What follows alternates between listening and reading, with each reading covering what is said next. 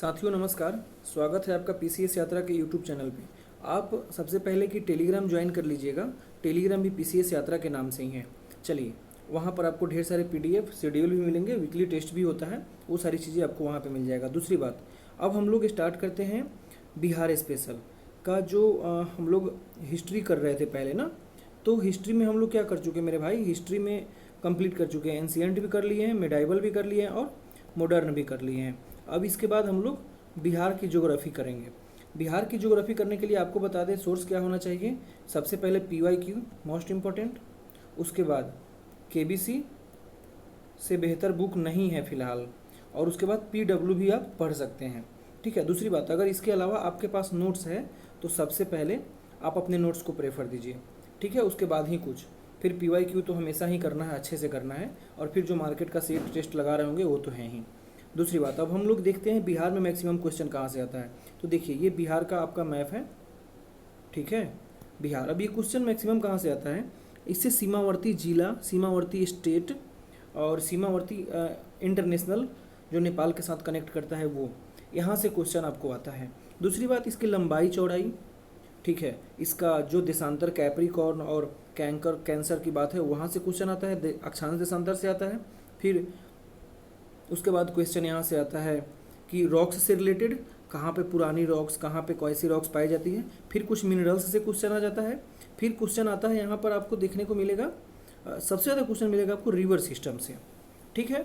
जो मैक्सिमम उत्तर से बहन कर आने वाली नदियाँ हैं और कुछ नदियाँ दक्षिण से भी बहने वाली है, यहाँ से ऐसे क्वेश्चन आपको देखने को मिलेगा। ठीक है। तो हम लोग चलिए स्टार्ट करते हैं। ठीक है,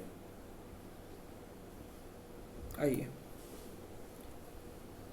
सबसे पहले देखिए कि दूसरी बात एक बता दूं कि मैं चाहता तो KBC का साथ भी कर सकता था, लेकिन KBC को उतना करना पॉसिबल नहीं है। उससे शॉर्ट्स में ये PW दे रखा है। ठीक है। और मेरे पास इसका स्पेसिफिक नोट्स नहीं था, इसलिए मैंने सोचा कि ये 20-25 पेज का है, यहाँ से चीज़ें क्लियर कर लीजिए। मैंने इसको देखा भी, ये काफ़ी अच्छा है। ठीक है। तो इसमें आपको कोई भी एग्ज़ाम से रिलेटेड चीज़ें बाहर नहीं आएंगे, मतलब बाहर आ सकता है ऐसा नहीं है, लेकिन एग्ज़ाम की रिलेवेंस है। ठीक है। तो चलिए हम लोग इसके साथ स्टार्ट करते हैं। देखिए, सबसे पहले बात कि बिहार कहाँ है। बिहार कहाँ है बताइए। ये रहा भारत वाली, भारत की बात। तो बिहार इसके कहाँ पर है, उत्तर पूर्व में है। कहाँ है बिहार, अगर पूछे बिहार कहाँ पे है तो नॉर्थ ईस्ट में है। ठीक है।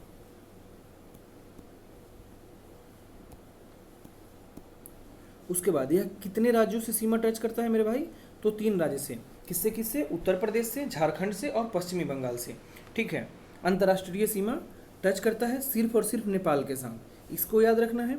यानी बिहार उत्तर में, नेपाल कहाँ क्या है बिहार के उत्तर में नेपाल है, दक्षिण में झारखंड है, पूरब में वेस्ट बंगाल है और पश्चिम में उत्तर प्रदेश है। इस बात को आपको याद रखना है। ठीक। उसके बाद बिहार का अक्षांश कहाँ से कहाँ तक है। बिहार पूछेगा तो किस अक्षांश में है, तो बिहार नॉर्थ में है। ठीक है। और देशांतर पूछेगा तो किस में है, तो ईस्ट देशांतर यानी कि पूर्वी देशांतर में है। अक्षांश कहाँ से कहाँ तक है, 24 डिग्री 20 मिनट 10 सेकेंड से लेकर 27 डिग्री 31 मिनट 15 सेकेंड तक, उत्तर तक। ठीक है। और देशांतर की बात है तो 83 डिग्री 19 मिनट 20 सेकेंड से 88 डिग्री 17 मिनट 40 सेकेंड पूर्वी देशांतर। इसकी पूरब से पश्चिम तक की लंबाई आप देखोगे 483 किलोमीटर, उत्तर से दक्षिण तक की चौड़ाई देखोगे आप तो 345 किलोमीटर। ठीक है। बिहार से नेपाल टच करता है 729 किलोमीटर। यह बहुत ही इंपॉर्टेंट है, यह बार बार एग्जाम में आते रहता है, तो ये आपको ध्यान रखना है। ये वाला जो पोर्शन है ना आपका, ये वाला पोर्शन एग्जाम में बार बार आते रहता है, तो इसको अच्छे से याद रखना है। ठीक है। बिहार का नेपाल के साथ लंबाई 729 किलोमीटर। नेपाल के साथ कौन कौन टच करता है, पश्चिम चंपारण, पूर्वी चंपारण, सीतामढ़ी, मधुबनी, सुपौल, अररिया, किशनगंज। इसको ऐसे याद रखना है। कैसे याद रखना है, ऐसे, पश्चिमी चंपारण, पूर्वी चंपारण, उसके बाद सीतामढ़ी, फिर यहाँ पे ये मधुबनी, फिर इधर सुपौल, अररिया और किशनगंज। ऐसे याद रखना है इसको, ये तराई वाला भाग है। ठीक। उस तरह से उत्तर प्रदेश के साथ कौन कौन टच करता है, फिर ये देखिए पश्चिम बंगाल, फिर यहाँ आ जाइए गोपालगंज, फिर नीचे आइए सिवान, फिर नीचे आइए सारण, फिर बक्सर और कैमूर और रोहतास। ये वाला रीजन कौन कौन है, पश्चिम बंगाल, गोपालगंज, सिवान, सारण, भोजपुर, बक्सर, कैमूर और रोहतास। तो ध्यान रखना है कितने जिले, ये भी कभी कभी पूछ देता है कि जिले की संख्या क्या है। ठीक है, तो यहाँ 8 है और यहाँ 7 है। ठीक है, झारखंड के साथ भी 8 जिला है। कौन कौन? रोहतास, औरंगाबाद, गया, नवादा, जमुई, बांका, भागलपुर और कटिहार। पश्चिम बंगाल के साथ 3 जिला है मात्र, किशनगंज, पूर्णिया और कटिहार। और कटिहार से ही गंगा नदी निकलती है, इसको हम लोग देखेंगे रिवर सिस्टम में।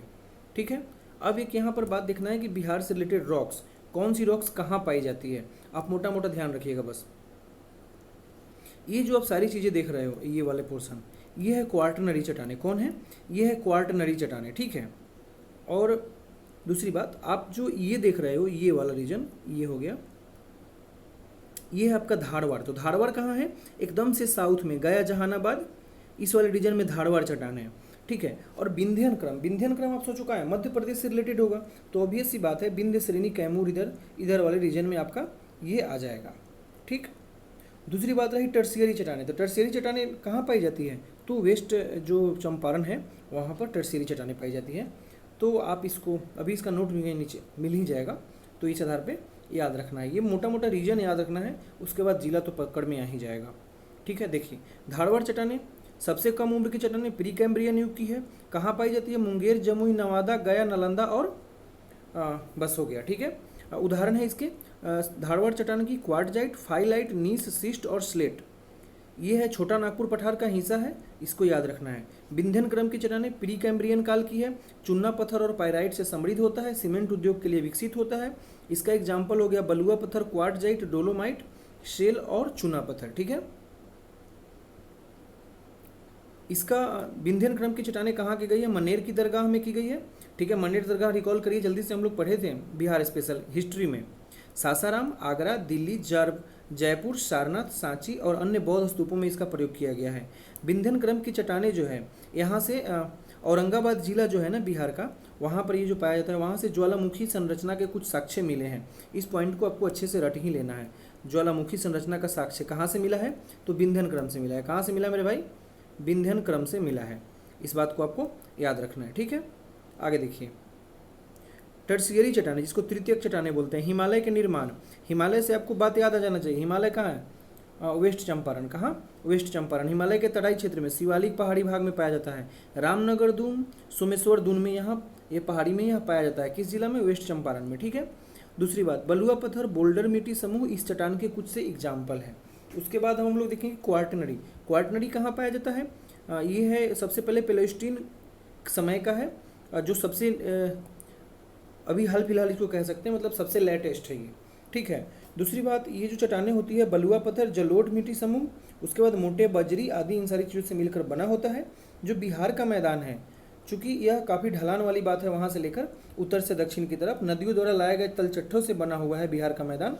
गंगा नदी के क्षेत्र से है ये, हिमालय द्वारा लाई गई, हिमालयी नदियों को द्वारा लाई गई जो तलछटियाँ होती हैं, उनसे बना हुआ है। ठीक है, ये चट्टानें क्या करती है? गंगा के मैदानी क्षेत्र में अवसाद चट्टान के रूप में पाया जाता है। ठीक, अब देखिए, अब हम लोगों को देखना है बिहार का भौगोलिक रेंज, जिसमें विभिन्न प्रकार के पहाड़ी को बारे में पढ़ेंगे। जिसमें सबसे पहले शिवालिक रेंज, यह 32 किलोमीटर लंबा और 6 से 8 किलोमीटर चौड़ा है। यह कहाँ पर है? वेस्ट चंपारण की तरफ है। ठीक है, इसकी मैक्स ऊंचाई है 80 से 250 मीटर। आपको ये भी याद करके रखना है, क्योंकि कुछ दिन पहले ही एक क्वेश्चन पूछा था, जो कोसी वाला रीजन है उसकी समुद्र तल से ऊंचाई कितनी है। ठीक है, इसके कुछ भाग हैं। इसके भाग हैं कौन कौन? देखिए, रामनगर दून, हरहा घाटी, सोमेश्वर रेंज शिवालिक रेंज के भाग है। बिहार में यही एक पहाड़ी वाले श्रृंखला है। अब देखिए, रामनगर दून के बारे में पढ़ेंगे। यह सोमेश्वर पहाड़ी का जो है टूटा हुआ भाग है। इसकी दक्षिणी रेंज 32 किलोमीटर 6 से 8 किलोमीटर के आसपास है। सबसे ऊंची चोटी है इसकी संतपुर, इसको याद रखना है। इसकी सबसे ऊंची चोटी क्या है मेरे भाई? संतपुर। कितना मीटर है? 240 मीटर। रामनगर दून कई छोटी पहाड़ियों की एक श्रृंखला है। 240 वर्ग किलोमीटर क्षेत्र में यह फैला हुआ है। इसे दक्षिणी रेंज यानी साउथ रेंज के रूप में भी जाना जाता है। अब आती है बारी हरहा घाटी की। ठीक है, हरहा घाटी सोमेश्वर और रामनगर पर्वतमाला के बीच में है। देखिए, ये रहा बिहार, ये रहा सोमेश्वर वाला रीजन, सोमेश्वर और हरहा, इसके बीच में यहाँ पर आपको इसके बीच में क्या मिलेगा? हरहा घाटी मिल जाएगा, रामनगर। ये रहा सोमेश्वर, ये रहा रामनगर, ये इसके बीच में आ जाएगा हरहा। ठीक है, चलिए उसके बाद देखिए सोमेश्वर रेंज, यह टर्शियरी काल की है। ठीक है, यह उत्तरी गंगा के मैदान में स्थित है। बिहार के उत्तर पश्चिमी भाग को घेरती है। देख लिए ना, ये रहा ना बिहार का उत्तर पश्चिमी भाग, ठीक है, घेरती है, ठीक है। उसके बाद ये 70 किलोमीटर लंबा है, 84 वर्ग किलोमीटर में फैला है। उसके बाद देखिए त्रिवेणी नहर, ऑलरेडी क्वेश्चन पूछ चुका है, त्रिवेणी नहर चंपारण में, ठीक है, किस नदी पे, गंडक नदी पे, कई बार पूछ चुका है यह क्वेश्चन, ठीक है। उसके बाद यहाँ से शुरू होती है और उसके बाद भिखना ठोड़ी दर्रे के पास समाप्त होती है। चलिए आपके लिए क्वेश्चन है, सोमेश्वर रेंज से कौन सी नदी निकलती है बिहार की, बताइए। चलिए, राज्य की सबसे ऊंची चोटी कौन है, सोमेश्वर की पहाड़ी है। कितना ऊंचा है, 874 मीटर। कितना है मेरे भाई, 874 मीटर। इसमें कई सारे दर्रे भी है, याद रखना है, एग्जाम में पूछेगा निम्नलिखित में से दर्रा यह किस रेंज से बिलोंग करता है। तो सोमेश्वर दर्रा, भिखना ठोड़ी, उसके बाद और क्या है, मारवत दर्रा, उसके बाद ये क्या है भाई, मारवत दर्रा, तूरी पानी, कुर्री, हरहा नदी द्वारा ये सब बनाया गया है। अब यहाँ पर एक क्वेश्चन ये ऐसा बनेगा, यहाँ पर क्वेश्चन बनेगा आपका कि सोमेश्वर रेंज किसके द्वारा बना हुआ है, तो तूरी पानी नदी द्वारा। भिखना ठोड़ी किसके द्वारा बना है, तो कुड़ी नदी द्वारा। मारवत रेंज किसके द्वारा बना है, तो हरहा नदी द्वारा। इसको भी याद रखना है आपको। ये भारत और नेपाल के बीच अंतर्राष्ट्रीय सीमा भी है। अब बिहार के मैदान के बारे में एक बार देख लीजिए। देखिए, यह है जो है आप देख रहे हो, ये रहा बेतिया का प्लेन, सारण जिला में सारण का प्लेन, ये मोतिहारी में मोतिहारी का प्लेन, फिर सीतामढ़ी से आगे बढ़ेंगे मधुबनी, फिर सहरसा का प्लेन, ये है नॉर्थ बिहार का प्लेन। इस टोटल भाग को नॉर्थ बिहार का प्लेन बोलेंगे। नॉर्थ बिहार के प्लेन को कई सारे भागों में बांटा गया है, सारण, बेतिया, मोतिहारी, मधुबनी, सहरसा, उसके बाद महानंदा प्लेन एक याद रखना जो लास्ट में नदी है बिहार की, कटिहार प्लेन, ये सब हो गया। ये है साउथ बिहार की प्लेन, ठीक है, जहाँ पर खड़गपुर की जो पहाड़ी है वो भी है। फिर भागलपुर का प्लेन है, इसमें आता है लोअर सारण प्लेन। देखना, ध्यान रखना है, सारण प्लेन का कितने भाग, एक दो भाग, एक अपर सारण प्लेन जो गंगा नदी के नॉर्थ में, और लोअर सारण प्लेन जो गंगा नदी के साउथ में। गंगा नदी कहाँ है, ये रहा आपका गंगा नदी, ठीक है। चलिए, ये सारे जो एरिया बनाए गए हैं देख लिए हम लोग, गंगा द्वारा लाए गए, मिट्टियों द्वारा, उसके सहायक नदी द्वारा बनाया गया है। इसमें राज्य के कुल क्षेत्रफल का 96.7% भाग है। दूसरी बात, बिहार का क्षेत्रफल भी पूछ चुका है, तो आपको ध्यान में रखना है बिहार का क्षेत्रफल कितना है। बिहार का क्षेत्रफल, बिहार का मैदान 90,650 वर्ग किलोमीटर में फैला हुआ है। क्षेत्रफल जल्दी से बताइए, ठीक है। उसके बाद यह जो आंशिक रूप से टेथिस सागर जिससे हिमालय का निर्माण हुआ है उससे बना हुआ यह भाग है, ठीक है। इस बिहार की जो उत्तर में है स्थलाकृति काफ़ी चिकनी है, और दक्षिण में जो गया, राजगीर, खड़गपुर पहाड़ी के बाहरी हिस्से पाए जाते हैं वो रुखड़ा है, ठीक है। दूसरी बात, ये सब नहीं देखना है। गंगा नदी दो भाग में बांटता है, एक उत्तर बिहार, एक दक्षिण बिहार का मैदान, ठीक है। दक्षिण बिहार का मैदान देखना है, याद रखना है इसको। अभी देखिए, इसको हम लोग याद रखेंगे दक्षिण बिहार के मैदान को, दोनों की तुलना करेंगे और इस बात को याद रखेंगे। उत्तर बिहार के मैदान की तुलना में दक्षिण बिहार वाला पोर्शन छोटा है। छोटा नागपुर के पठार के उत्तर में, गंगा नदी के दक्षिण में स्थित है। जो दक्षिण बिहार है, दक्षिण बिहार कौन है, ये रहा आपका, अरे यार कैसे बिहार जो भी बन गया, ये रहा आपका दक्षिण, ये दक्षिण बिहार गंगा के, ये रहा गंगा, ये रहा छोटा नागपुर, छोटा नागपुर के ऊपर, गंगा के नीचे, ठीक है, याद रखना है। राजमहल पहाड़ी, कैमूर की पठार, ये सारी चीज़ें हैं यहाँ पर। फिर देखिए यहाँ पर कई सारी पहाड़ियाँ हैं, जैसे गया में 226 मीटर ऊंचाई, 66 मीटर। फिर ये सारे बराबर की पहाड़ी, गिरियक पहाड़ी, शेखपुरा पहाड़ी, जमालपुर, खड़गपुर की पहाड़ी, ये सब है, ठीक है। उसके बाद इन सारे पहाड़ियों में जिला स्थित है जिसका नाम है जहानाबाद, नालंदा और मुंगेर, ठीक है। छोटा नागपुर इसकी जो है पहाड़ियों की बाहरी कड़ी है, नॉट मोर इम्पोर्टेंट। उसके बाद देखिए यहाँ पर नदियाँ जो हैं, कर्मनाशा, सोन, पुनपुन, पैमूर, फल्गु, क्यूल, हरहा, मान नदी, ये दक्षिणी बिहार में बहता है, ठीक है। दक्षिणी बिहार के मैदान के जो कुछ भाग हैं, जैसे चंदन एक नदी है, चंदन का मैदान, इसमें बांका और भागलपुर जिला आता है, ठीक है। तो कौन हो जाएगा बांका और भागलपुर जिला, कहाँ है बताइए, ये रहा आपका बांका और भागलपुर जिला, यहाँ पर ही होगा, ठीक है। तो ये चंदन नदी वाला रीजन है, ठीक है। उसके बाद चंदन नदी द्वारा बनाया गया है राजमहल की पहाड़ी, और इसके सहायक नदी की एक हिस्सा देगड़िया पहाड़ी से निकलती है, ध्यान रखना है, ठीक है। और जो गंगा नदी, उत्तर में गंगा नदी, पूरब में गोडा, दक्षिण में देवघर, पश्चिम में जमुई से घिरा है। जो ये वाला, नहीं यार ये क्यों पूछेगा एग्जाम में, इतना क्यों याद रखना, ठीक है। ये जो चंदन वाला रीजन है, यह मैदान दक्षिण बिहार के मैदान का लगभग 10वां हिस्सा कवर करता है। ठीक है, बताइए इसमें इतना दे दिया है, कहाँ से पूछेगा इतना एग्जाम में। तो सिलेक्टेड चीज़ें पढ़ना एग्जाम में, एकदम से ऐसा नहीं कि चुप पूरा का पूरा रट्टा मार जाना है और बाद में जाने के बाद पता चले यार ये तो एग्जाम में आया ही नहीं। ठीक है ना। चलिए अब हम लोग देखते हैं टाल क्षेत्र। ठीक है, यह एक तस्करी के आकार का, तस्तरी क्या होता है भाई, निचला क्षेत्र है जो मानसून के समय में है ना, जो पानी से भर जाता है। ठीक है, बहुत सारे टाल होते हैं, जैसे मोकामा टाल हो गया। ठीक है, फतुहा से लखीसराय तक फैला हुआ है। इसे बिहार की बीमारी के नाम से भी जाना जाता है। बिहार का सुख कौन, कोसी नदी, और बिहार का बीमारी कौन, मोकामा टाल। ठीक है, इसको याद रखना है। ठीक है, उसके बाद देखिए पुनपुन, पैमार, फल्गु नदियाँ गंगा नदी के उच्च दक्षिणी तट बंध के कारण सीधे गंगा नदी में मिल जाता है।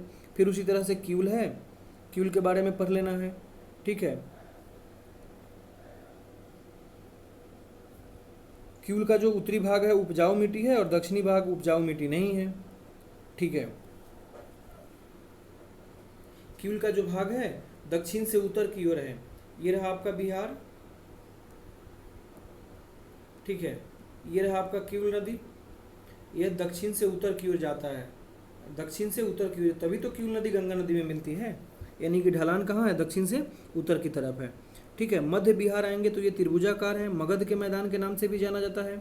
ठीक है, 1230 वर्ग किलोमीटर में फैला है। गया, जहानाबाद, औरंगाबाद, पटना, नालंदा और नवादा जिला शामिल है। इस मैदान की ढाल जो है दक्षिण पूर्व से, दक्षिण पश्चिम से उत्तर पूर्व की ओर है। कैसे, कोई नदी जाती है तो कैसे मिलती है बताइए, पुनपुन नदी वगैरह जाकर कैसे मिलती है, ऐसे ऐसे मिलती है, समझ गए, यानी दक्षिण पश्चिम से उत्तर पूर्व की ओर। फिर शाहबाद का मैदान देखेंगे, यह दक्षिण बिहार के मैदान के सबसे पश्चिमी भाग में है, यानी ये वाला पोर्शन। ठीक है, इसमें भोजपुर, बक्सर, कैमूर, अब जिला के नाम से पता चल गया। इसमें कर्मनाशा नदी है और सोन नदी है। ठीक है, फिर दक्षिण का संकीर्ण पठार देखेंगे, ये इसमें क्या है, कैमूर जिला से लेकर बांका तक फैला हुआ है। ये रहा कैमूर, ये रहा आपका बांका, और ये रहा गंगा नदी, ये रहा आपका बिहार। ठीक है, तो यहाँ से यहाँ तक फैला हुआ है। ठीक है, इसमें कैमूर रोहतास का पठार आता है। ठीक है, इसमें किस किस प्रकार की चट्टानें पाई जाती है, नीश, शिष्ट, ग्रेनाइट प्रकार की चट्टानें पाई जाती है। ठीक है, 80 किलोमीटर चौड़ा है, औसत ऊंचाई 300 से लेकर 450 मीटर पाया जाता है कैमूर रोहतास पठार का। ठीक है, देखिए ना, समुद्र तल से अभी एक बार पूछ चुका था कोसी वाला, इसकी समुद्र तल से ऊंचाई कितनी है, रोहतास गढ़ या कैमूर का 495 मीटर की ऊंचाई है, या और दक्षिण का सबसे उच्चतम बिंदु भी है। ठीक है, फिर गया वाले भाग को देखेंगे तो इसमें गया, नवादा, औरंगाबाद आता है। उसका दक्षिण भाग में स्थित है ये। ठीक है, यहाँ पर काफ़ी बंजर होती है, खेती के लिए उपयुक्त नहीं है। गिद्धौर की पहाड़ी गया और नवादा के दक्षिणी सीमा पर स्थित है। ठीक है, छोटा नागपुर के पठार के बहिर्वाह के रूप में अलग थलग पहाड़ियाँ हैं यहाँ पर। ठीक है, गया में विभिन्न प्रकार के पहाड़ी, रामशिला की पहाड़ी, कटारी की पहाड़ी, ब्रह्मयानी की पहाड़ी, प्रेतशिला, ये सब पाया जाता है। और माहेर पहाड़ी, यह जो है 482 मीटर की ऊंचाई पर सबसे उच्चतम बिंदु है। बराबर और नागार्जुन की पहाड़ी गया और जहानाबाद की सीमा पर स्थित है। फिर उसी तरह नवादा, राजगीर पहाड़ी देख लेना है। ठीक है, फिर मुंगेर की पहाड़ी की बात आती है, यहाँ पर गिद्धेश्वर पहाड़ी का एक ब्लॉक बनाती है, यह पॉइंट इंपॉर्टेंट है, यह नवादा जिले में है। ठीक है, उसके बाद ये देख लीजिए, बटिया पहाड़ी श्रृंखला द्वारा उत्तर की ओर लहरदार पथ से अलग किया गया है, नॉट इम्पोर्टेंट, ये तो है ही नहीं। अब ये पहाड़ी वाला पोर्शन समझ गए, अच्छे से रिवाइज करना इसको। ठीक है, अब हम लोग देखेंगे बिहार की क्लाइमेट और सॉइल, यहाँ से तो ढेर सारे क्वेश्चन आते रहते हैं। ठीक है, बिहार में कितने प्रकार के मौसम पाए जाते हैं, 4 प्रकार के मौसम पाए जाते हैं, सबको पता है। ठीक है, कोपेन के अनुसार जो बिहार की जलवायु CWG प्रकार की मानसून जलवायु ऑलरेडी ऐसा ही पूछा हुआ है, और इसके बारे में डिटेल में हम लोग ज्योग्राफी में देखेंगे CWG होता क्या है। ठीक है, त्रिवार्था और थोर्नेथवेट के अनुसार जो बिहार की जलवायु है उपोष्ण कटिबंधीय आर्द्र प्रकार की है, लेकिन सबसे ज़्यादा मान्यता CWG वाले को है। ठीक है, बिहार की मिट्टी की जहाँ तक बात है तो जैसे कि यहाँ पर 3 श्रेणी इनकी मिट्टियों को 3 भागों में बांटा गया है। एक उत्तरी मैदान, उत्तर के मैदान की मिट्टियाँ। ठीक है, एक दक्षिण मैदान की मिट्टी, ये रहा, और एक आपका दक्षिणी पठार की मिट्टी। तो इस तरह से हम लोग इस तीनों के बारे में अभी देख लेते हैं जल्दी से। सबसे पहले पिडमोंट, ऑलरेडी पूछ चुका है पिडमोंट के बारे में, ठीक है। यह पश्चिमी चंपारण में पाया जाता है, यहीं पूछा हुआ था क्वेश्चन। सोमेश्वर की पहाड़ी, पश्चिम चंपारण जैसा ही है, सोमेश्वर की पहाड़ी यहाँ से लेकर सोमेश्वर पहाड़ी, ठीक है।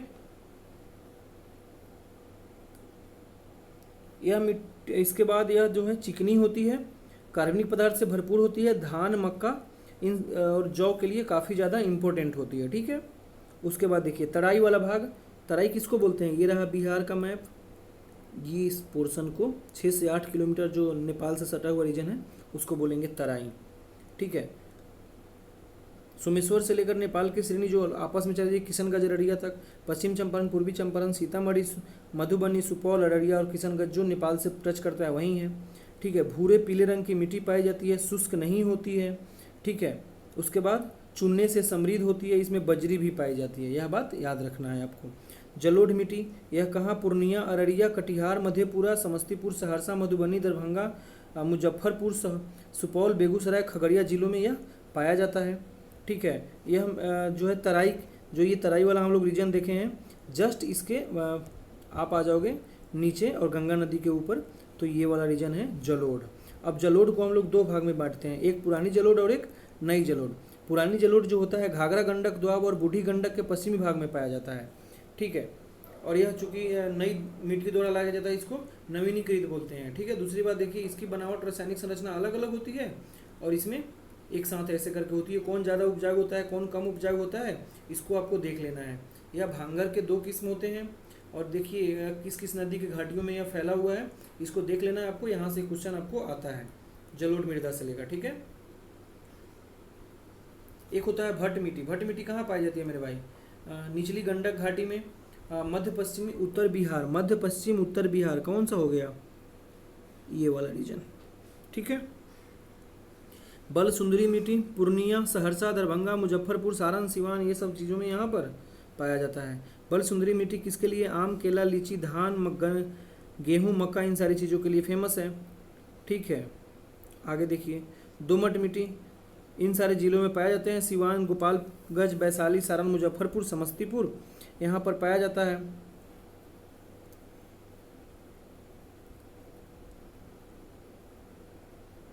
यह जिस क्षेत्र में पाया जाता है उसको चौर के नाम से भी जाना जाता है दोमट मिट्टी को, ठीक है।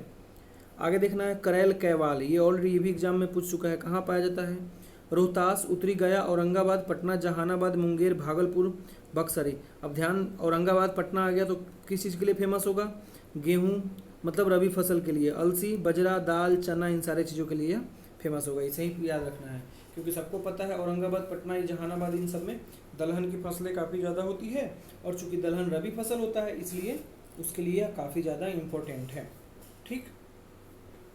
आगे देखिए टाल, यह कहाँ पाया जाता है, बक्सर से बांका, देख लिए, ये रहा बक्सर, ये रहा बांका, इस छोर से उस छोर तक टाल है। और हम लोग देखें मोकामा टाल, हरहा टाल, ये सब जो चीज़ें होती है। गेहूं खेसारी, चन्ना, मटर, मसूर के लिए फेमस है, ठीक है। बलथर मिट्टी, छोटा नागपुर, पठार एवं दक्षिणी मैदान के संक्रमणकालीन क्षेत्र में पाया जाता है, ठीक है। ये रहा ना आपका दक्षिण का मैदान बिहार का, ये रहा गंगा, दक्षिण का मैदान छोटा नागपुर, इसके बीच का जो संक्रमण वाला रीजन है वहाँ पाया जाता है।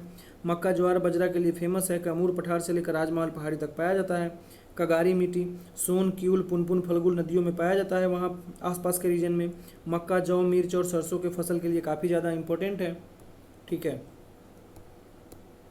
अब देखिए दक्षिण पठार की मिट्टी कैसे कलर की होती है, रेड और येलो,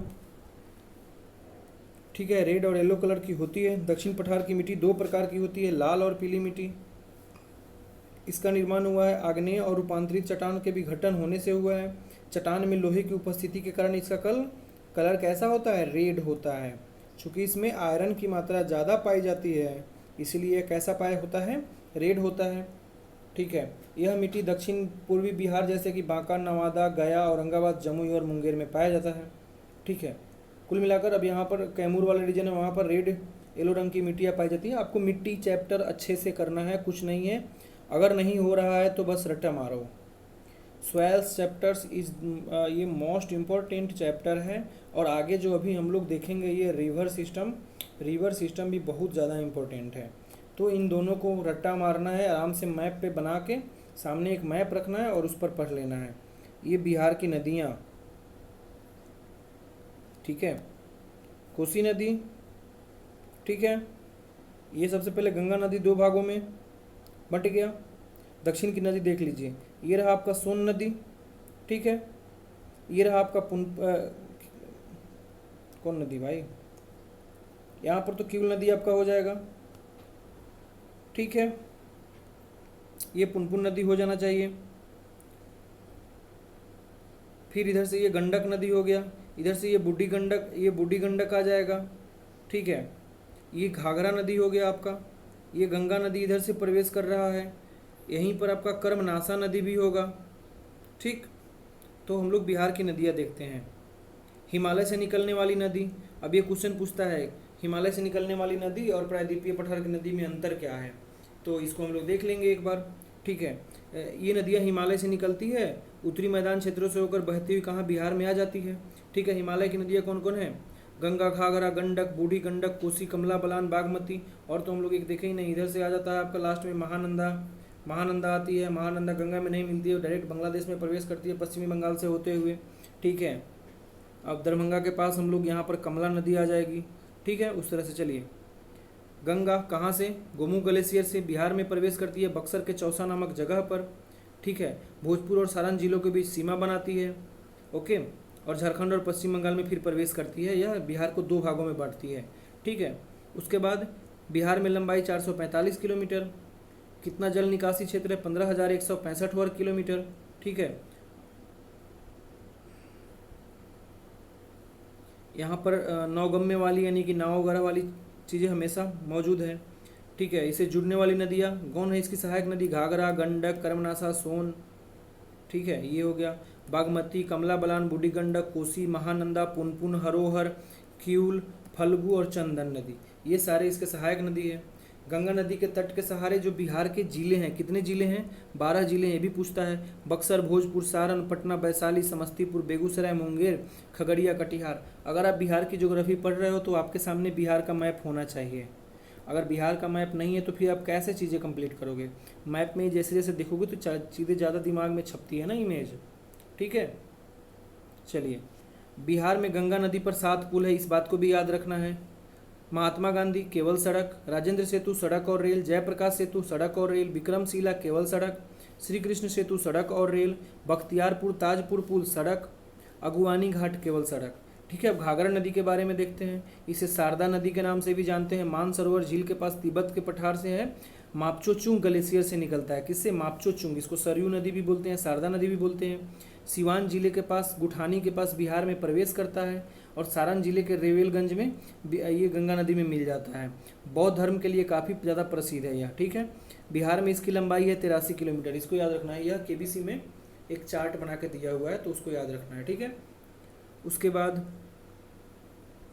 पहाड़ी क्षेत्र में करनाली भी कहते हैं। ये यमुना नदी के बाद गंगा की दूसरी सबसे बड़ी सहायक नदी है सरयू। घाघरा नदी की महत्वपूर्ण जो सहायक नदी है छोटी गंडक, खौना, खरखी, दाहा, तेल, सोंडू, ये सब है। फिर गंडक का जो उद्गम स्थल है अन्नपूर्णा पर्वत नेपाल में, मस्टैंग ग्लेशियर से निकलता है जो कुटांग के पास स्थित है नेपाल में। बिहार में प्रवेश करते काली के नाम से जाना जाता है नेपाल में इसको, ठीक है। विभिन्न धाराओं में यह बहती है। त्रिवेणी नहर के पास भारतीय क्षेत्र में प्रवेश करती है पश्चिम चंपारण वाला रीजन में। सोमेश्वर रेंज के पास वाल्मीकि नगर से बिहार में प्रवेश करती है, वहीं देख ही लिए हम लोग। पश्चिम चंपारण, पूर्वी चंपारण, मुजफ्फरपुर, गोपालगंज, सिवान, सारण, वैशाली जिलों में, फिर कुशीनगर और देवरिया जिले से होकर बहती है। बिहार में लंबाई 260 किलोमीटर है, ठीक है। गंडक की सहायक नदी है रोहुआ, मनौर, भाबसा, गंगरी, गोगरी, माही, डाबरा नदियाँ है, ये भी याद रखना है आपको। वाल्मीकि नगर बैराज गंडक नदी पर स्थित है। त्रिवेणी, नारायणी, काली गंडक के नाम से इसको जानते हैं। त्रिवेणी नहर है यहाँ पर गंडक नदी में चंपारण में सिंचाई करने के लिए बनाया गया था। इसे नारायणी और गंडकी के नाम से भी जानते हैं। बूढ़ी गंडक सोमेश्वर से निकलती है, अभी हम लोग थोड़ी देर पहले देखे हैं ना, बोले थे ना कि बताइए कि सोमेश्वर से कौन सी नदी निकलती है, तो यही बूढ़ी गंडक है, ठीक है। ये नदी के गंडक नदी के समानांतर बहती है। सिकरहाना नदी के नाम से भी इसको जानते हैं। पूर्वी चंपारण, पश्चिम चंपारण, मुजफ्फरपुर, समस्तीपुर, खगड़िया और बेगूसराय से होकर बहती है। खगड़िया के पास गंगा में मिल जाती है, अभी हम लोग एक बार मैप और देख लेंगे, डोंट वरी। इसमें बिहार की लंबाई है 320 किलोमीटर। सहायक नदी इसके हरहा, कापन, मेसन, बाणगंगा, पंडई, मनियारी, करहा, कोहरा, उरई, तेलबे, प्रसाद, तीव्र, ये सब इसके क्या है, सहायक नदियाँ है। फिर कोसी के बारे में देखेंगे। गोसाई थान पहाड़ी से निकलता है यह, ठीक है। नेपाल की राजधानी काठमांडू के पास से निकलता है। सप्त कोसी बोलते हैं इसको क्योंकि सप्तधारा से निकलता है, ठीक है। बिहार का सुख भी कहा जाता है। 260 किलोमीटर बिहार में इसकी लंबाई है। सहायक नदी सूर्य कोसी, अरुण कोसी, बागमती, कमला बलान, तमूर कोसी, फरियान, थेवनाधार, भूथी बलान। चूँकि कोसी बिहार में खगड़िया के पास कुर्सेला नामक जगह पे मिलता है और वहीं कुर्सेला के पास ही खगड़िया में बागमती नदी आकर बिहार में मिल जाता है। यह बागमती के बारे में देखिए। नेपाल हिमालय के महाभारत श्रेणी से निकलता है। सीतामढ़ी से बिहार में प्रवेश करता है, रसूलपुर गांव से, ठीक है। काठमांडू और पशुपतिनाथ भी बागमती के किनारे ही है। बिहार की में इसकी लंबाई है 394 किलोमीटर, ठीक है। बिहार राज्य की दूसरी सबसे लंबी नदी है, ठीक, गंगा नदी के बाद, ओके। फिर दरभंगा, सीतामढ़ी, शिवहर, मुजफ्फरपुर, समस्तीपुर, खगड़िया में बहती है, यानी खगड़िया के पास ही यहाँ कहाँ मिलती है, किसमें बताइए, कोसी में, और कोसी गंगा नदी में, ठीक है।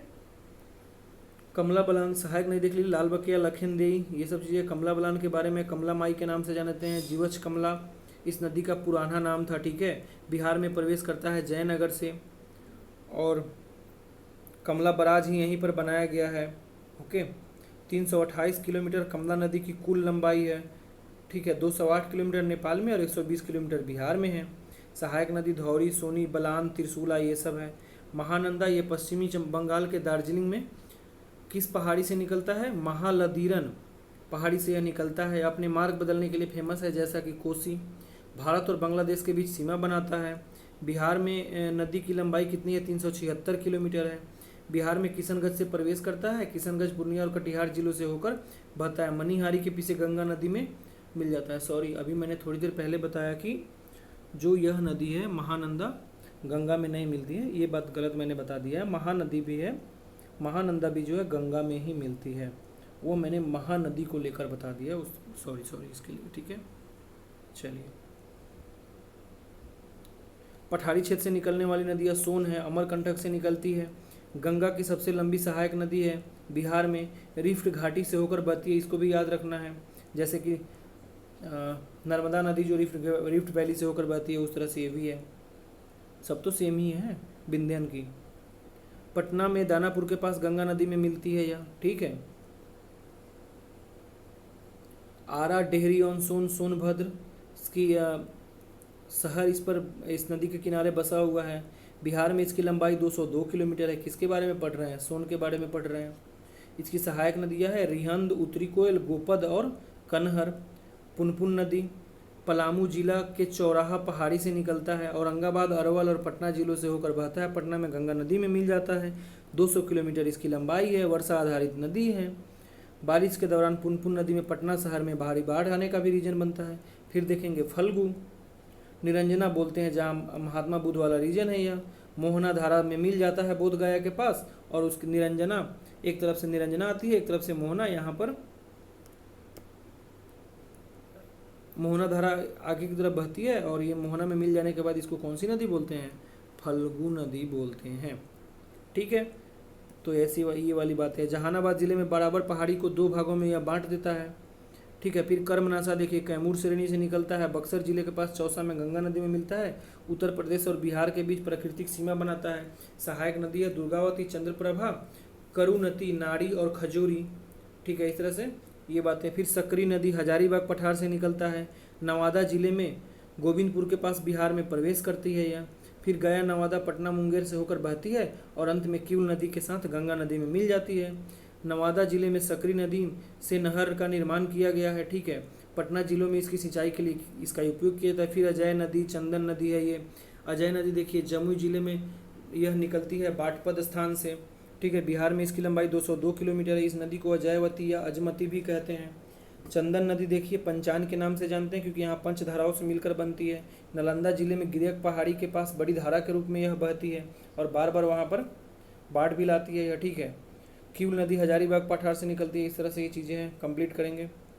बिहार के महत्वपूर्ण जलप्रपात, ये भी क्वेश्चन आता है। ककोलत जलप्रपात बिहार झारखंड सीमा पर है। अभी अभी ककोलत जलप्रपात बताइए किस नदी से है, जल्दी से बताइए, यहाँ पर बाढ़ आ गया है अभी। ठीक है, अब देखेंगे करकट कहाँ पर है, कैमूर में है।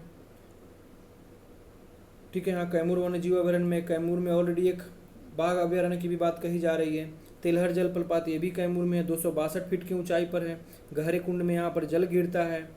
ठीक है, तमसीन जलप्रपात महाने नदी पर है। ठीक है, धुआं कुंड जलप्रपात सासाराम रोहतास में, ताराचंडी के पास काव नदी में है, काव नदी के पास बना हुआ है उसमें यह। ठीक है, दुर्गावती यह कहाँ है, सासाराम में, यह कर्मनाशा नदी पर है। ठीक है, कैमूर पहाड़ी में स्थित है। उसके बाद सुखलदरी, ये सारे जलप्रपात को एक बार याद कर लेना है, यहाँ से क्वेश्चन आता है। खुआरी रोहतास में है, असाने नदी पर। जियार कुंड फुलवरिया नदी पर है यह। ठीक है, तो ये सब बात आपको याद रखना है। ठीक है, उसके बाद अब हम लोग देखेंगे बिहार के महत्वपूर्ण लेक। कांवर लेक बहुत ही इंपॉर्टेंट है, यह ऑक्सबो लेक है। ठीक है, किस नदी द्वारा बनाया गया, गंडक, बूढ़ी गंडक द्वारा बनाया गया। ध्यान रखना है, ऑप्शन में गंगा दे दिया था या यूपीएससी में गंगा, मतलब ऐसे करके दिया था, गंगा या बूढ़ी गंडक ही दिया था कुछ। एशिया की सबसे बड़ी मीठे पानी की ऑक्सबो लेक है, यह भी याद रखना है आपको। मंझौल गांव के पास बेगूसराय जिला में है। बिहार का पहला रामसर स्थल भी है। बिहार का बताइए दूसरा और तीसरा रामसर स्थल, नागिनकटी, याद रखना है। ठीक है, सिमरी झील कहाँ पर है, सहरसा जिला में है यह।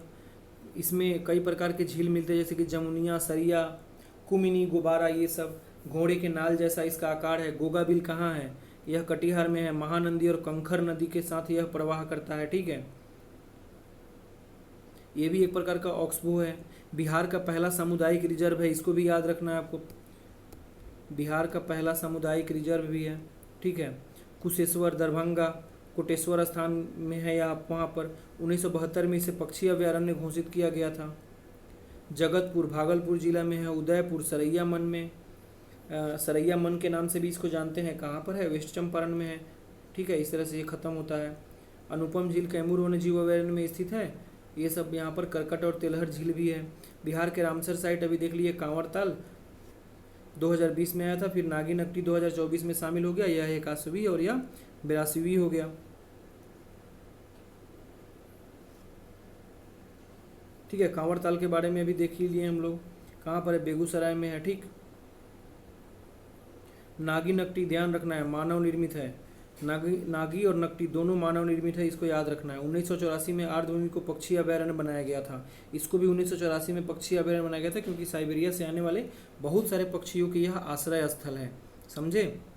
बिहार का झरना देखिए, इसको केबीसी नैनो सो आप लोग आराम से देख लीजिएगा, या फिर कहिएगा तो हम इसका फ़ोटो क्लिक करके ग्रुप में डाल देंगे। ठीक है, केबीसी नैनो में ये काफ़ी अच्छे से दिया हुआ है, वहाँ पर लिस्ट बनाकर कौन सा सबसे गर्म है, कौन सा सबसे कम है, इस तरह से।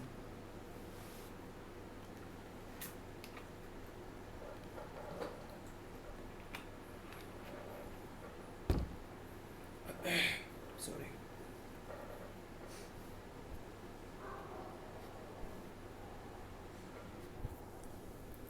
बिहार के पर्यावरण और वन, ये दरअसल ये ऐसी बात है कि इसको हम लोग करंट अफेयर्स में कवर करेंगे। कैसे कवर करेंगे करंट अफेयर्स में, जो 2023 का लेटेस्ट जो ISFR रिपोर्ट आया है ना, इंडियन स्टेट फॉरेस्ट रिपोर्ट वाला, तो वहाँ से हम लोग इसको कवर करेंगे। ठीक है, तो इस चीज़ को यहाँ से नहीं पढ़ना है, यह थोड़ी पुरानी है, इसको वहाँ से हम लोग कवर कर लेंगे। ओके, ठीक है।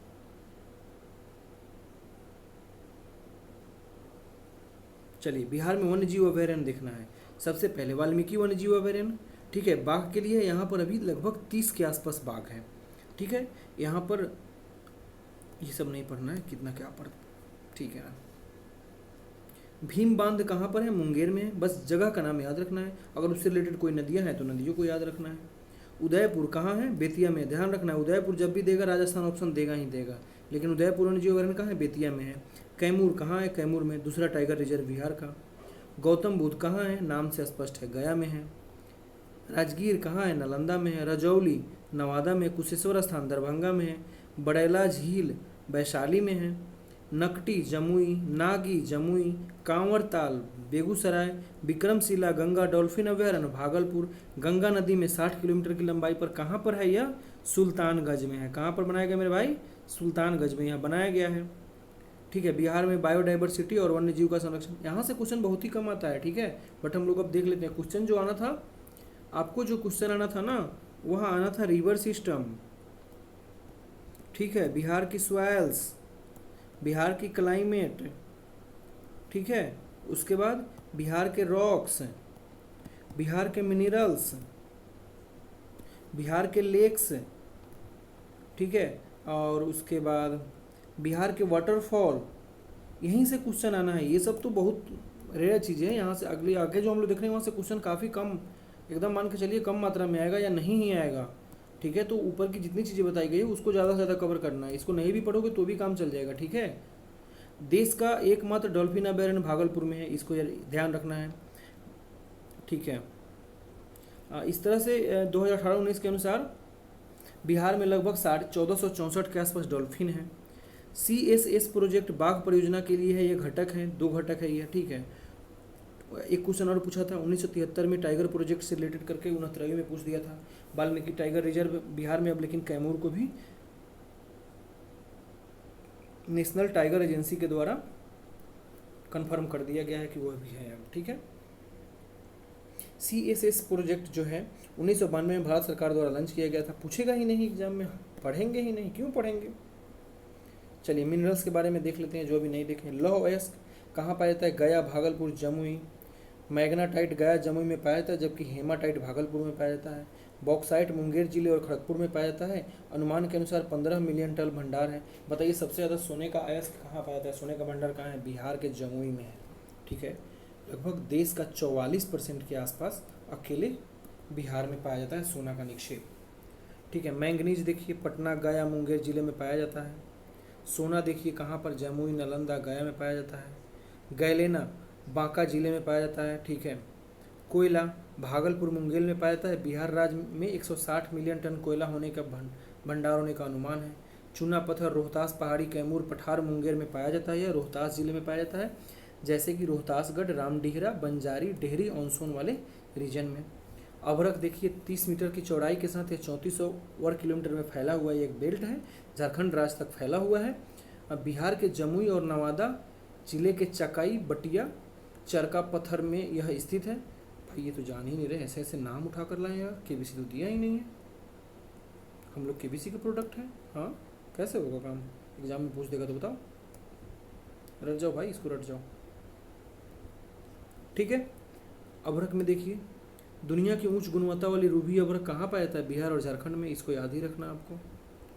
ठीक है, और जगह जो है मुंगेर, भागलपुर और गया जिला। सीसा और जस्ता बांका और रोहतास में। बेरिलियम गया जिला में। स्वेस्टस रेशेदार खनिज होता है, मैग्नीशियम, सिलिका और पानी से बना होता है, कहाँ? मुंगेर में पाया जाता है। पायराइट रोहतास के अमझोर पहाड़ी में, ठीक है, अमझोर घाटी में यहाँ पाया जाता है, इसको याद रखना है। ठीक है, यूरेनियम को लेकर बहुत ज़्यादा आजकल चर्चे में है, ध्यान रखना है। सबसे ज़्यादा कहाँ? राजस्थान में शायद पाया जाता है, मतलब ओवरऑल देश को लेकर यूरेनियम के बारे में। यूरेनियम बहुत चर्चे में है, चूँकि परमाणु बम चर्चे में है। ठीक है, तो यह गया जिले के अकबड़ी पहाड़ी में कि अभ्रक खान में। नवादा जिले के पेगमा टाइट छिद्र, ये कहाँ है भाई, पता ही नहीं मुझे यार। चलो, क्ले, फायर क्ले, अग्नि मिट्टी के रूप में पूर्णिया, मुंगेर, भागलपुर जिले में पाई जाती है। चीनी मिट्टी भागलपुर, मुंगेर, बांका, वैशाली में पाई जाती है। साल्ट पीटर, सरैया पहाड़ी, गोपालगंज, ये सब। क्वार्ट्ज जमुई, गया, नवादा में पाया जाता है। मैं मोनाजाइट गया, मुंगेर जिला, पैगमेटाइट चट्टान में पाया जाता है। फिर सेलखड़ी, बलुआ पत्थर, गिरनाइट, फेल्सपार। सेलखड़ी कहाँ? जमुई जिला में पाया जाता है। बलुआ पत्थर कैमूर में। सिलिका की मात्रा अधिक होती है। ग्रेनाइट भागलपुर, नवादा, बांका, मुंगेर में ये सब पाया जाता है। फेल्सपार कहाँ पाया जाता है? गया, जमुई और मुंगेर में। ठीक है, बिहार की जातिगत जनगणना 2011 और जाति सर्वेक्षण 2023, ये जरूरी है, पढ़ना है। ठीक है,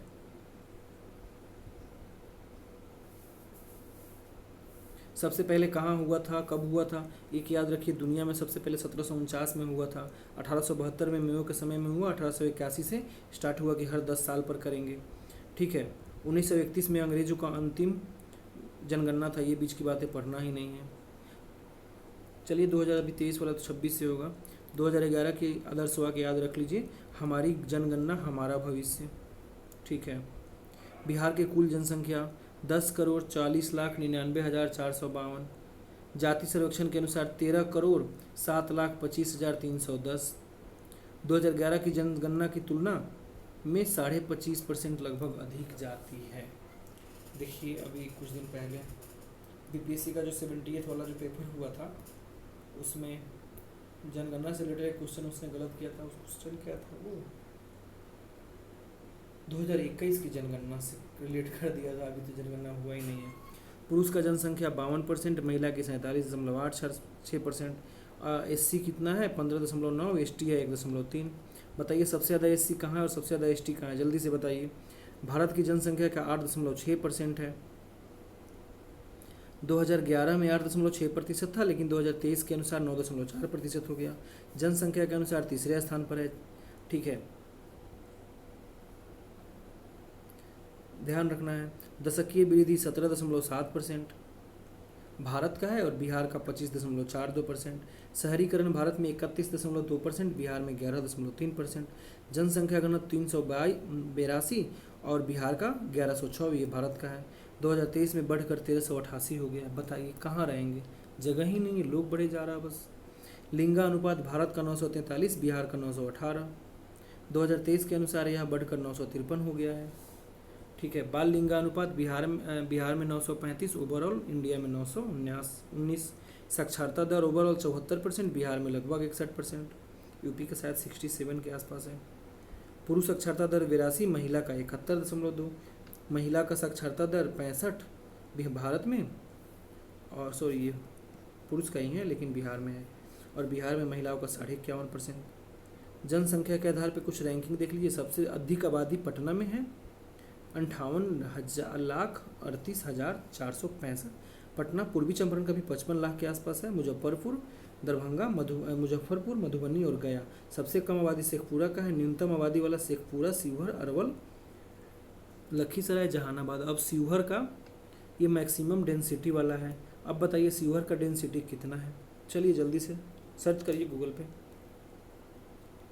साक्षरता आधारित रैंकिंग। सबसे ज़्यादा साक्षर रोहतास में है।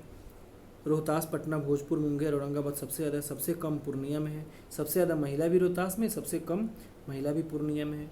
साक्षरता सबसे ज़्यादा पुरुष वाला जिला रोहतास, सबसे कम वाला पूर्णिया। सबसे अधिक महिला वाला रोहतास, सबसे कम साक्षरता वाला जिला महिलाओं का जो है वह है सहरसा।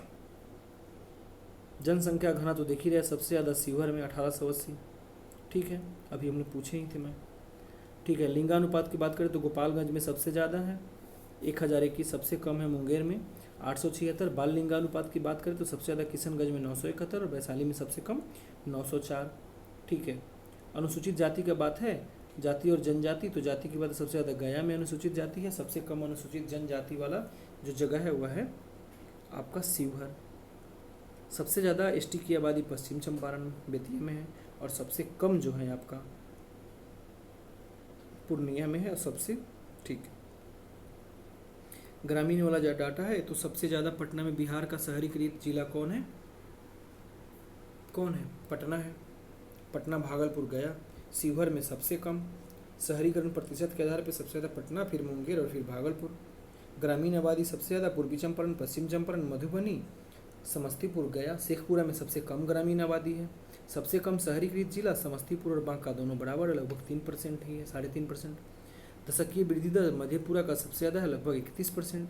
मधेपुरा, किशनगंज, अररिया, खगड़िया ये क्रम है। गोपालगंज में सबसे कम दशकीय वृद्धि दर 19.02% है। ठीक है, धर्म के आधार पर सबसे ज़्यादा हिंदू, मुस्लिम, ईसाई और उसके बाद बौद्ध, फिर सिख और फिर जैन पाए जाते हैं। जाति सर्वेक्षण कब स्टार्ट हुआ था? 2 अक्टूबर 2023 को किया गया था। ठीक है, इसमें ओबीसी, ईबीसी को मिलाकर राज्य की आबादी में 63% का हिस्सा है। पता चला, ये बातें याद रखना है आपको। ये कोटेशन में भी दिया जाता है कहीं कहीं, जातिगत जनगणना का फ़ायदा क्या है। जातिगत जनगणना का फ़ायदा कि हमें पता ही नहीं था ओबीसी और ईबीसी मिलकर राज्य की आबादी का 63% है। अब देखिए यहाँ पर फ़ायदा क्या है। अगर ये 63% हुआ तो हम क्या करेंगे, नीति निर्माण में ज़्यादा से ज़्यादा इन लोगों को ध्यान में रखेंगे, क्योंकि अधिकतम लोगों की अधिकतम सुख की भावना ही कल्याणकारी राज्य की बात है। तो ये बात हमें पता चला इसीलिए आज मैं एक क्वेश्चन भी लिख रहा था, उसमें आया था तो मैंने ये डाला था ये कोटेशन कि जब बिहार की जातिगत जनगणना हुआ तो उसमें पता चला कि 63% ओबीसी और ईबीसी है। अब इसी बात से आप अंदाज़ा लगा सकते हैं कि बैकवर्ड कास्ट अगर राज्य का 63% है तो हमें नीति निर्माण करने में कितना ध्यान देना चाहिए। तो ये वाली बातें हो गई। हालांकि इसका अपना एक अलग नेगेटिव पॉइंट भी है। पटना उच्च न्यायालय ने बिहार सरकार द्वारा ये जारी जनगणना को बरकरार रखा था। ठीक है, 7 जनवरी 2023 को इसकी शुरुआत हुई थी, दूसरे चरण शुरू हुआ था इसका। ठीक है,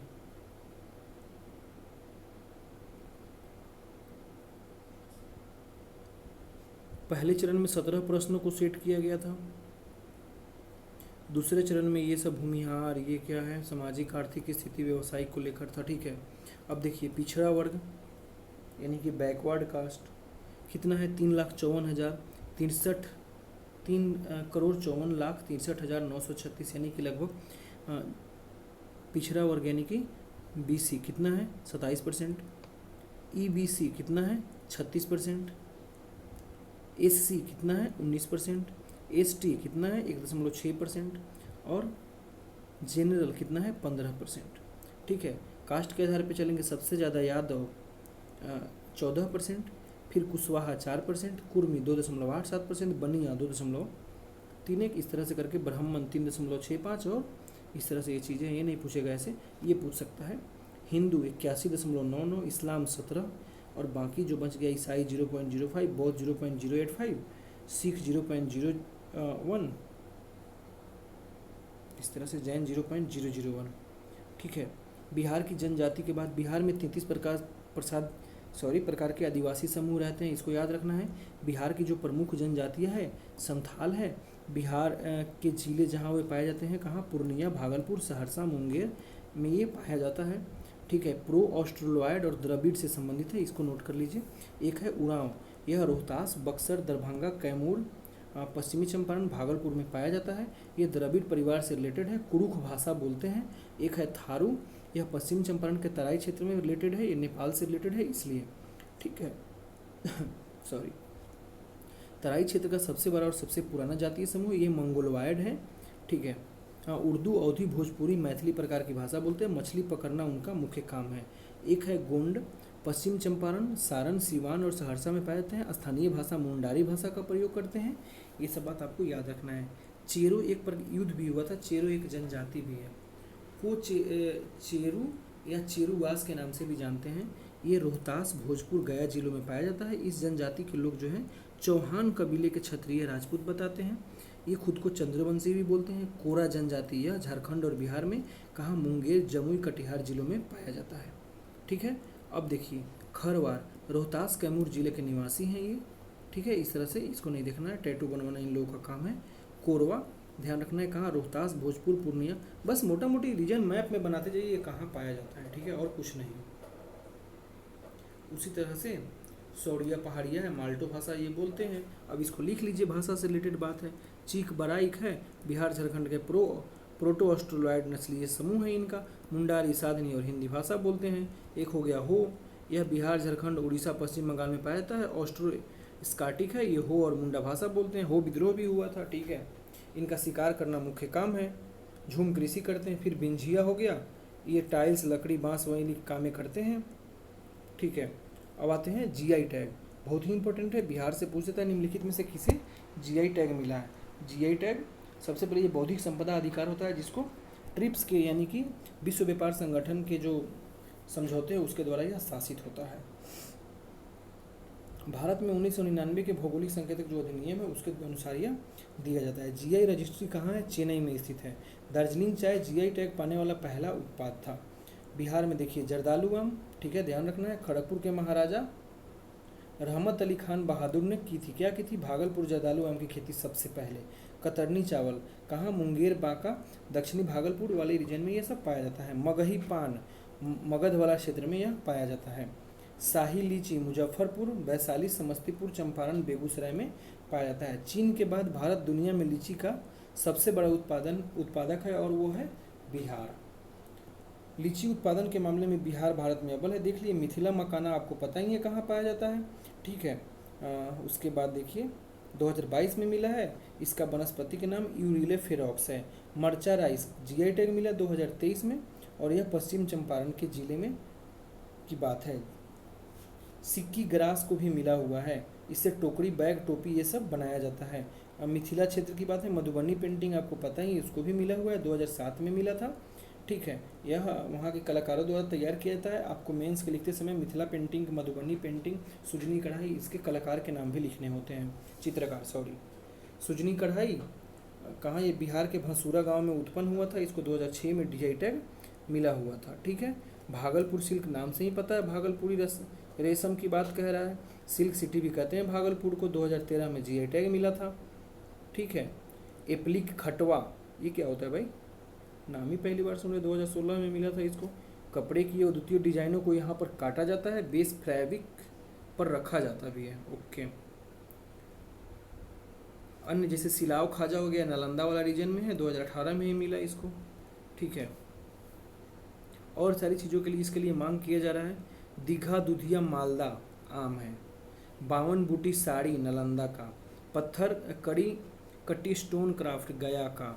केले के चिनिया किस्म हाजीपुर वैशाली का है। खुरमा, ये छोटा छोटा केला बहुत मीठा होता है ये। भोजपुर का उद्वंत नगर, ये सब का अभी मांग किया जा रहा है, तो नहीं पूछेगा, ये मेंस के लिए है। ठीक है, अब ये बिहार का जो रीजन है, संभाग जिसको बोलते हैं प्रमंडल, तो बिहार में कितने प्रमंडल है जल्दी से बताइए। तो 9 प्रमंडल है। पटना, तिरहुत, सारण, कोसी, दरभंगा, पूर्णिया, भागलपुर, मुंगेर और मगध। सबसे पहले आप लोग ध्यान रखिए कि पटना में कौन कौन जिला पाया जाता है, तिरहुत में कौन पाया जाता है, उसी तरीके से ये सारी बात को आपको याद रखना है। 9 पाए जाते हैं। तिरहुत क्षेत्रफल की दृष्टि से तिरहुत सबसे बड़ा, फिर पटना, मगध, पूर्णिया, मुंगेर, दरभंगा, सारण, कोसी, भागलपुर। जनसंख्या के आधार पे सबसे ज़्यादा तिरहुत, फिर पटना, दरभंगा, मगध, पूर्णिया, सारण, मुंगेर, कोसी और भागलपुर। पटना का मुख्यालय पटना में है। ठीक है, उसके बाद प्राचीन नाम आपको पता ही है, उदयन ने बसाया था, सब लोग हम लोग हिस्ट्री में देख चुके हैं। फिर तृतीय बौद्ध समिति हुआ था, ये भी आपको सबको पता है। 1620 ईस्वी में English east India company Alamganj में अपने यहाँ कारखाना स्थापित। देखिए कितनी अच्छी बातें कर दिया है इसमें, पटना से रिलेटेड सारी बात को ही आपको यहाँ पर रिन्यू करवा देगा ये। 1632 में, इसको अच्छे से कर लो भाई, ये तो काफ़ी अच्छा है। फिर नेपाल कोठी पटना में डेन फैक्ट्री बनता है। फिर नमक सत्याग्रह में हुआ है। फिर गुरु गोविंद सिंह की बात आती है, 1666 में जन्म होता है। तख्त श्री पटना साहिब 5 तख्त में से एक है। पटना में गोलघर जॉन गॉस्टिन द्वारा डिजाइन किया गया था 1786 में, अकाल के दौरान के लिए अन्न भंडार के लिए। कितनी अच्छी बात है। पटना इलाहाबाद से हल्दिया तक के लिए राष्ट्रीय जलमार्ग पहला है। इस तरह से यह बात है यहाँ। पटना संग्रहालय 1917 में। संजय गांधी बोटेनिकल गार्डन भी पटना में स्थित है। पादरी की हवेली, सब यह भी क्वेश्चन शायद पूछा हुआ था। 1772 में बिहार का सबसे पुराना चर्च है, शायद ये 69 या 70 दोनों में से किसी ने एक में पूछा हुआ है क्वेश्चन है ये। फिर नालंदा के बारे में है, मुख्यालय कहाँ है। 2016 में यूनेस्को विश्व धरोहर स्थल में नालंदा विश्वविद्यालय, जो महाविहार वाली बात है, उसको रखा गया। फिर भोजपुर में आ जाइए, फिर बक्सर की ये बात कहती है। सारे ये संभाग को बड़ी अच्छे से दे दिया है। तिरहुत प्रमंडल में जितने सारे ज़िले हैं 6 है शायद। पश्चिम चंपारण हो गया, पूर्वी चंपारण हो गया, मुजफ्फरपुर हो गया, वैशाली हो गया, सीतामढ़ी हो गया। फिर उसके बाद आपका शिवहर हो जाता है। फिर मुंगेर की बात आती है, मुंगेर है, बेगूसराय है, खगड़िया है, जमुई है, लखीसराय है, शेखपुरा है। उसी तरह से मगध। इसको आप लोग देख लीजिए अच्छे से, रटा मार लीजिए। काफ़ी अच्छे से कर दिया, ये तो मुझे पता ही नहीं था, ये बहुत अच्छा है भाई। ये सारे ज़िले और काफ़ी अच्छी अच्छी चीज़ें दे दिया है यहाँ पे। देखो जैसे नवादा को देलियन मार्केट भी कहा जाता है, पता ही नहीं है। नवादा में बिरहोर जनजाति रहता है, पता ही नहीं है, बताइए। जहानाबाद को मगध डिवीज़न का हार्टलैंड कहा जाता है। आईन अकबरी में इसका वर्णन किया गया है। ये पता है क्या? नहीं पता है ना, बताइए। अरवल, फिर पूर्णिया की बात आती है इधर। 1947 में हर स्वतंत्रता दिवस पर 12:07 यहाँ राष्ट्रीय ध्वज फहराने की परंपरा है। पूछ देगा निम्नलिखित में से किस जिला में यह परंपरा है, तो कौन होगा? पूर्णिया होगा। ठीक है। फिर अररिया के बारे में, किशनगंज, सारे जिलावार चर्चा है। गजब कर दिया भाई इसने तो, मैं तो बहुत ही प्रसन्न हुआ। ठीक है, ये सिवान से रिलेटेड है, ब्रजकिशोर प्रसाद के बारे, सारे हिस्ट्री ही याद करवा दिया है यहाँ तो, हर जिला से रिलेटेड। देखो ये दरभंगा के बारे में दे दिया, फिर मधुबनी पेंटिंग 1972 में अलग जिला बनाया गया, ठीक है। विद्यापति यहाँ के मैथिली और संस्कृत कवि हुआ करते थे, फिर समस्तीपुर में के बारे में दे दिया।